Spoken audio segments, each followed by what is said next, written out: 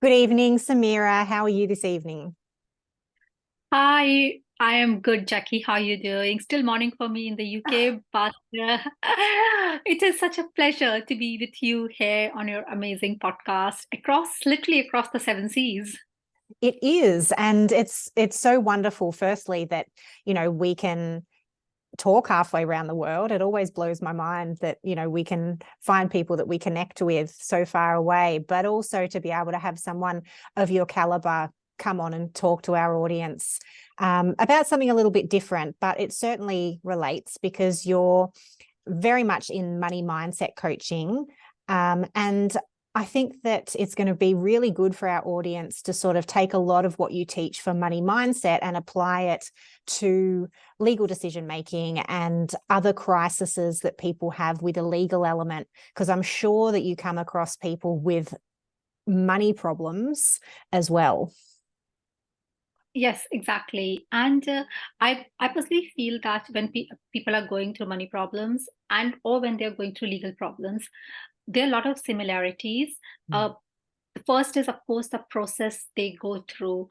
There is this ex- hesitancy to go out and get help, Mm.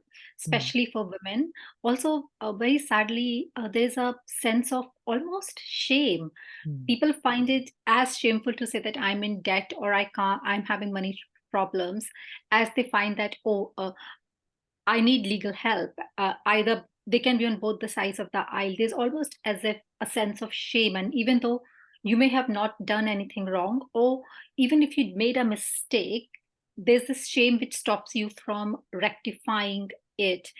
And the second part, of course, is the fact that a lot of legal troubles, they do come from money related issues. It could be something which you are due, something which your creditors didn't pay you, problems with your credit card companies, or family issues like estate and inheritance, and something which I know that you are very deeply involved in helping women. Yes, so true.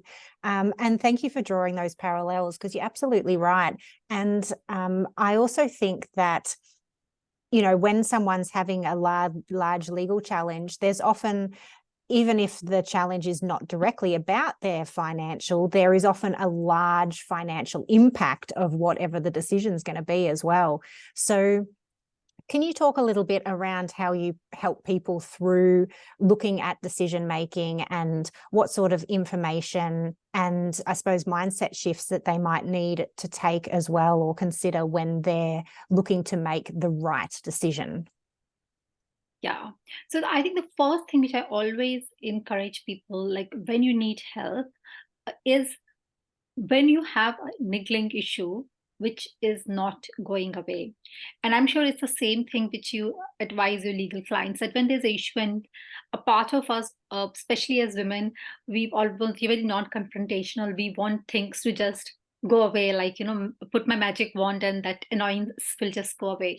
But the first indication for me that when you need help, and from my own experience, is when you have an issue which is niggling and which is not going away, and which has started impacting your own well-being, in the sense that you're thinking about it, it is stressing you, it is always in your thoughts.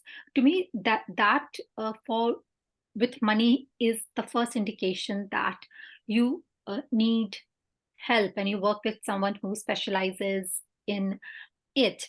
And this happens at all levels. It's not only that this is something which happens that if you're earning certain less than Mm. certain amount, or you are it wouldn't happen when you're earning a lot. People at every income level, they can have worries about money which are very specific to them. Mm. So for me, that is the biggest indication that yes, I need help and I need to go and speak to someone. Mm. And then when people come to speak to me, my first indication is to understand that what are the issues. So because I do a lot of money mindset coaching, I do try to understand what is the issue, why, what are they stuck in. So it may be something as simple as that they're in an income plateau, they're a businesswoman, or they're in an income plateau and they want to break through that income plateau, and they've tried all the business strategies, but they're not working. Or it may be more severe, like they're worried that they'll never ever have money, and it is impacting the decisions they're making in their life or in their loved one's life. So the first step, of course, is find out what is the issue and try to get like a superficial understanding of where this issue is coming from. And then I always advise them that what are the parts that I can help them with. So yes, I can help them with the money mindset part. I can help them with changing their beliefs. I can also, to an extent, help them, coach them on how they can manage their money better. But they may need, this is where I need people like you or people who specialize in debt, that if it requires a more specialized knowledge in a certain field, I tell them that yes, I can help you with this part, but you need to speak to a lawyer, or if you're in a money trouble, or if you are a lot in debt, you have charities in the UK, I'm sure you have them in Australia also. You need to go and speak to them and get advice on how you can manage your debt and agree a plan with them, because that's not something which I specialize in, or I can help them, and I'm very honest about it. And then it comes down to the fact that if they're working with me, that where are these beliefs coming from? A lot of these beliefs are subconscious, and as you know, the most of our subconscious beliefs are formed by the time we reach age of 7, because of the information our subconscious brain has uh, absorbed. Of course, some of them are formed after the age of 7, but most of them are by the time we reach the age of 7. And then it is like going to that memories, or going through those beliefs, that where did this belief came from? What was the trigger for it? Maybe they saw their parents fight for money, or maybe they never had their father around because he was working 3 shifts a day, or maybe they saw their parents go through a bitter separation where alimony and custody was an issue, and they think that money is bad, or money is source of dispute, or money is hard to come. Once I know what is the limiting belief that they have and where it came from, we work on flipping them into empowering beliefs. So we basically see, for example, if their biggest belief is that money is hard to come by, we flip it into empowering belief, like money is easy to come. Or, but it will be different for everyone. It would be like, it depends on what's empowering to me, would be very different from what's empowering to you.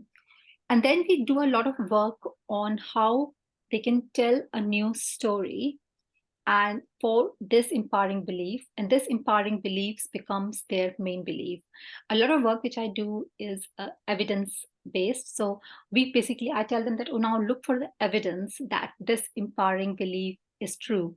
So the evidence can be like, you start slow, right? So you don't automatically see that evidence would be someone has transferred £1,000 in your bank account.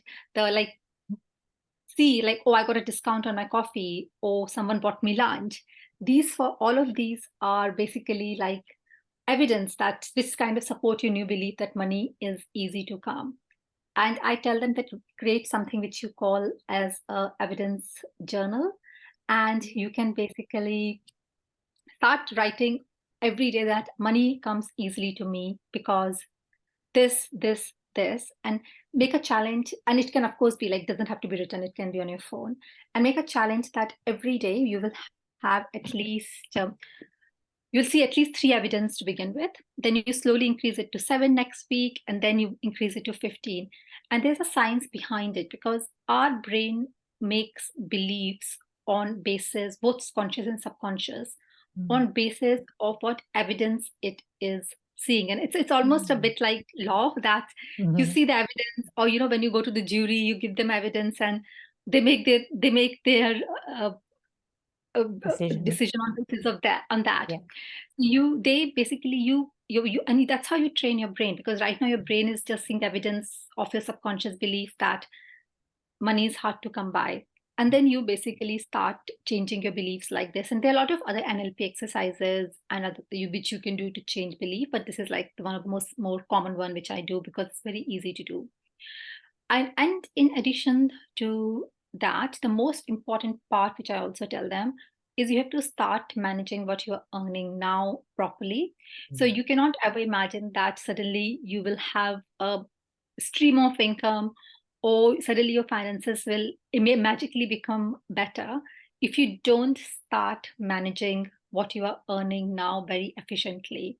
Mm. Because that's where the process starts. That's where also you break the patterns that of not having a good relationship with your money, because you have to start having a good relationship with money where you are, and that starts by managing whatever you are earning. It can be very little in now. Also, it gives you, I'm sure, which is something which your clients also feel, when you start proactively managing what you have now, Mm. you also feel a sense of control rather than thinking that someone else is controlling money. Rather than thinking money is controlling you, you get this habit of uh, controlling money.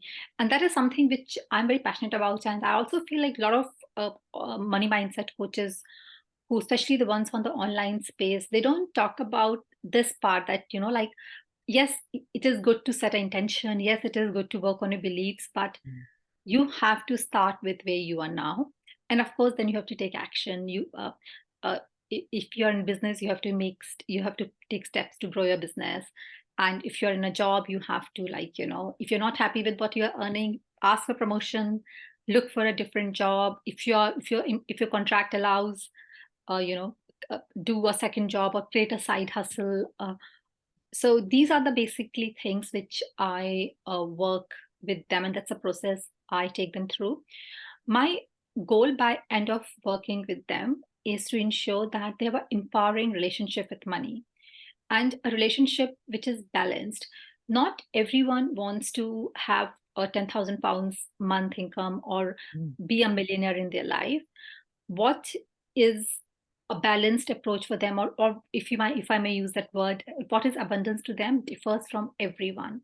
So it is also about getting very clear that how much money you want and why do you want it. Mm. Because you may have just seen an online space, so everyone's talking about having 10K months, so I'll aim for it, but you're not hitting them because deep down actually you don't want that.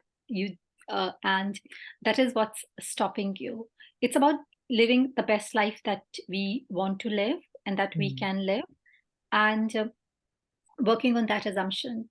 For example, one of my clients, she worked full time and she had started a side business because her goal was this, that she wanted to have earn enough from a side business so that she can work part time, and she could basically volunteer with the local rescue Mm. organization twice a week.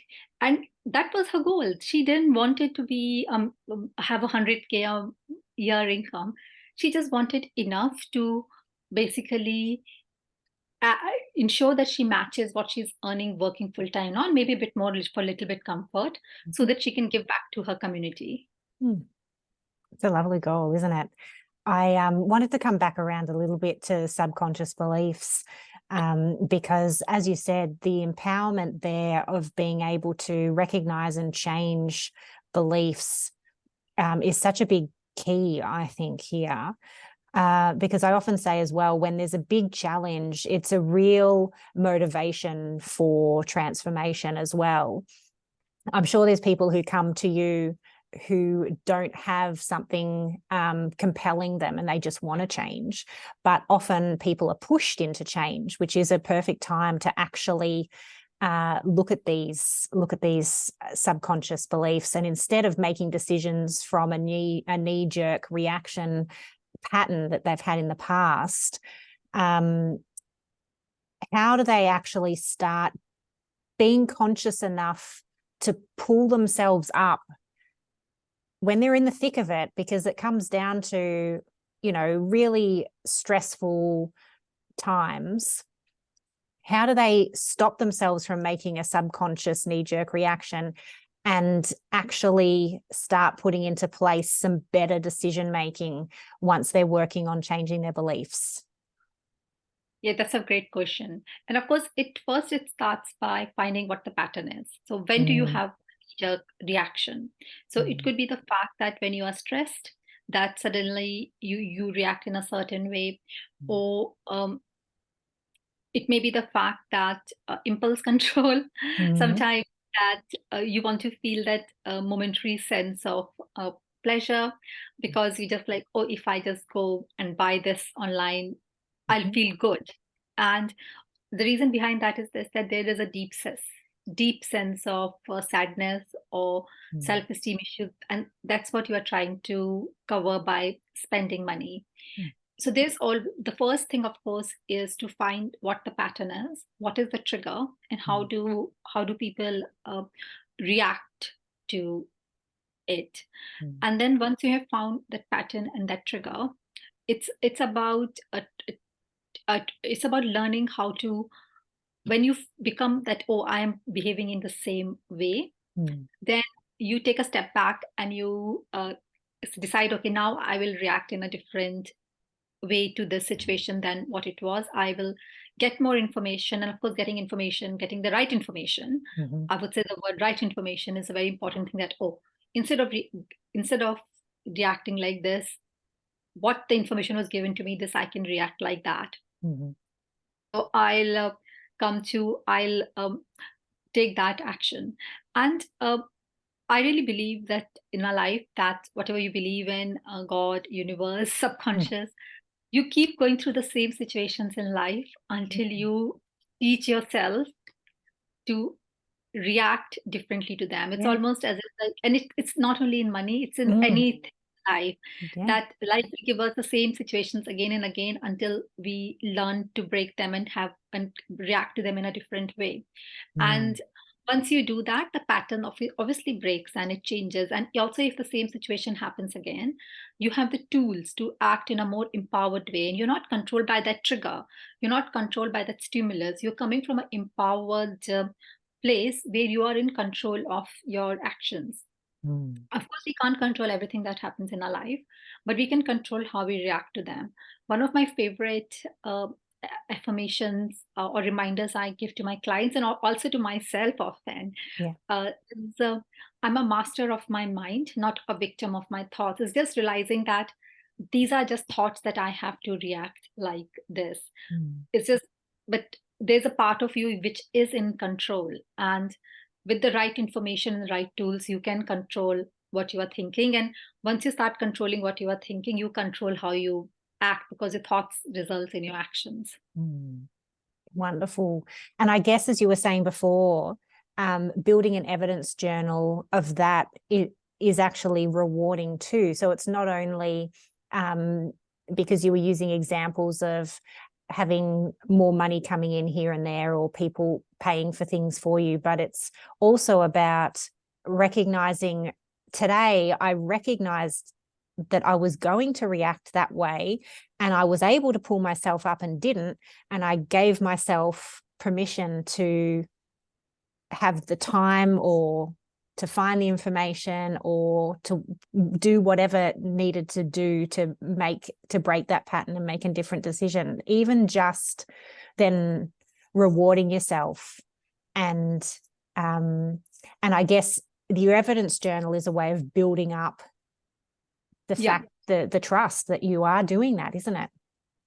exactly. And what you have said, Jackie, is so true. It's the evidence journal. Like, it it not only works for things like, of course, that money is coming in or whatever your money belief is. It is also about the fact, acknowledging that today I reacted in a different way to a similar situation which I would have reacted. And it can also be something like the fact that like, we all have moments like this where we get overwhelmed by the thoughts of, oh my god, how will I pay my next mortgage, or how will I pay my rent, or what will happen, especially in this economy.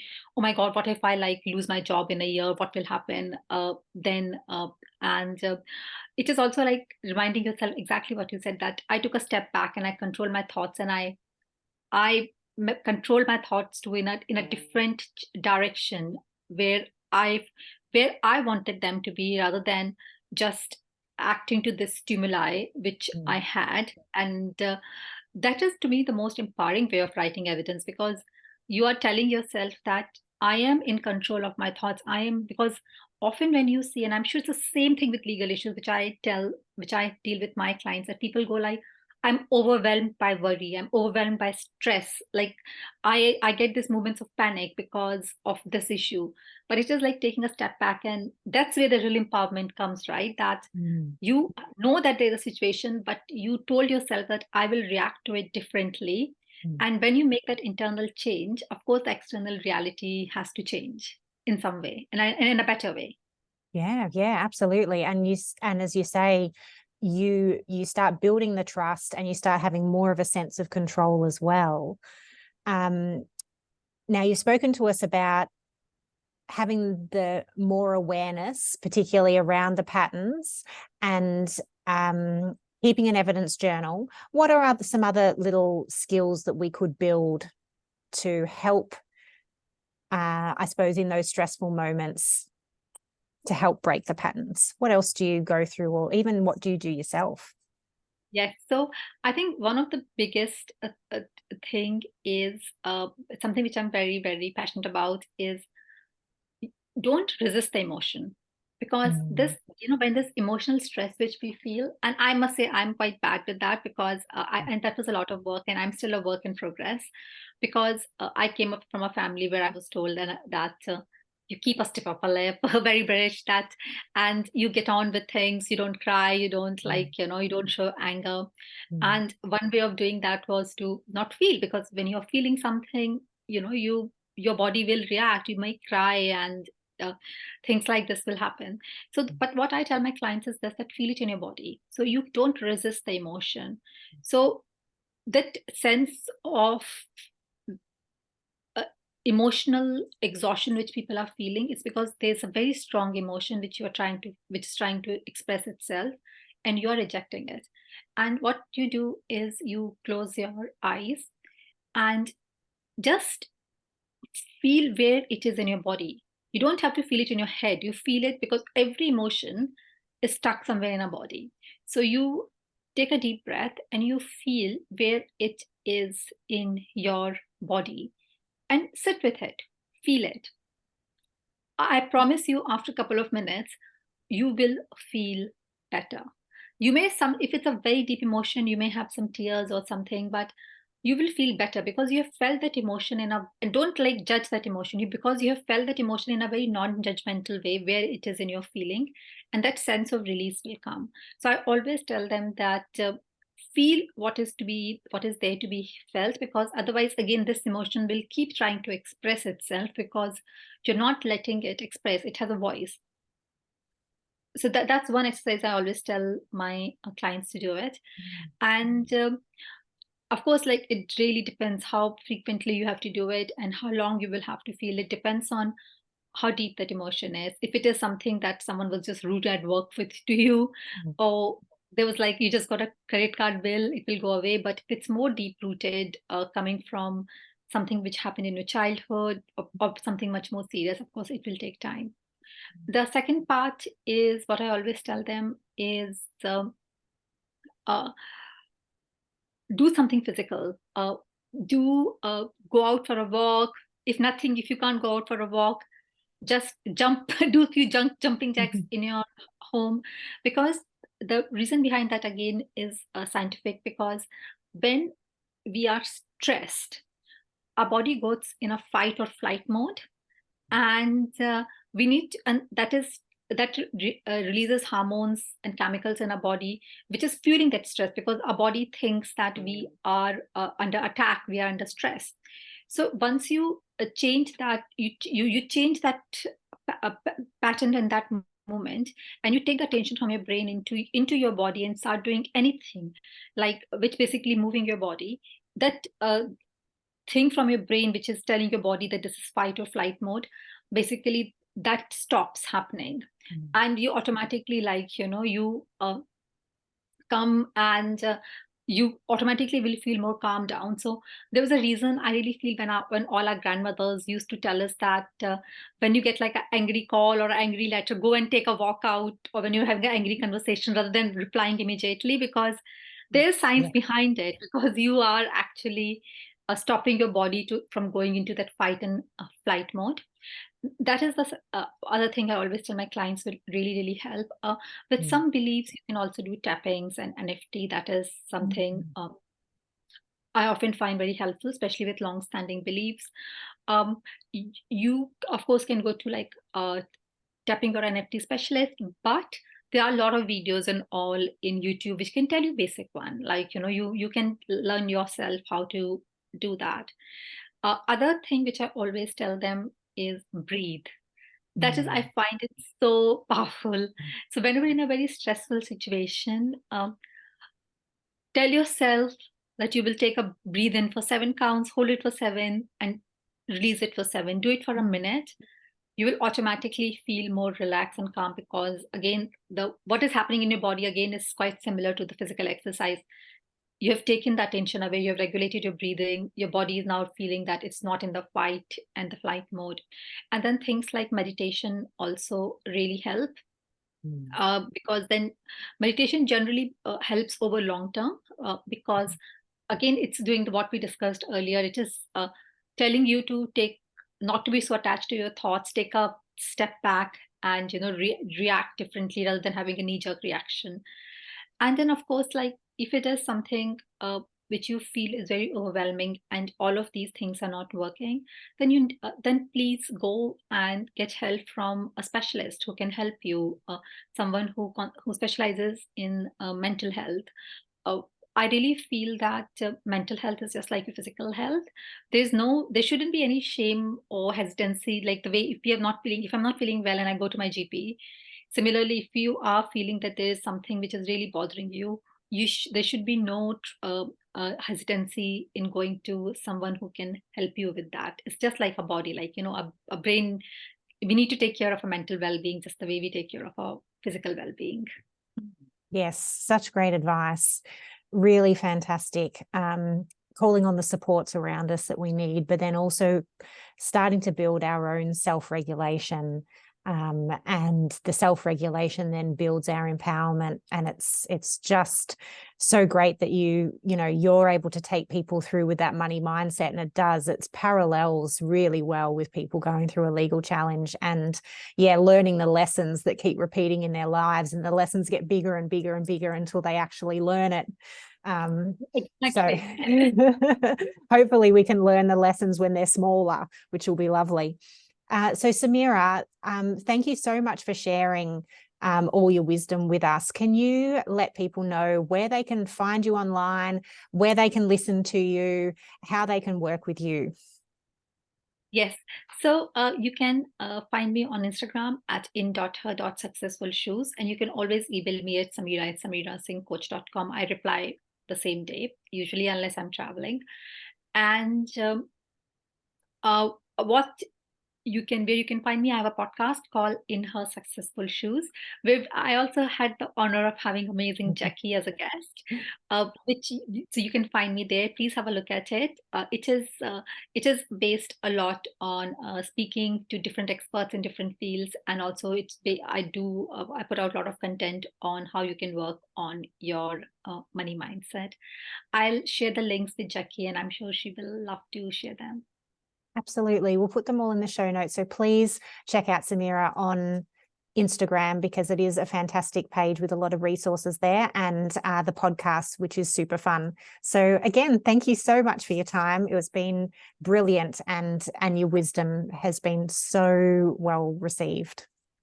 And thank you, Jackie, for having me. I'm so much honored to be here.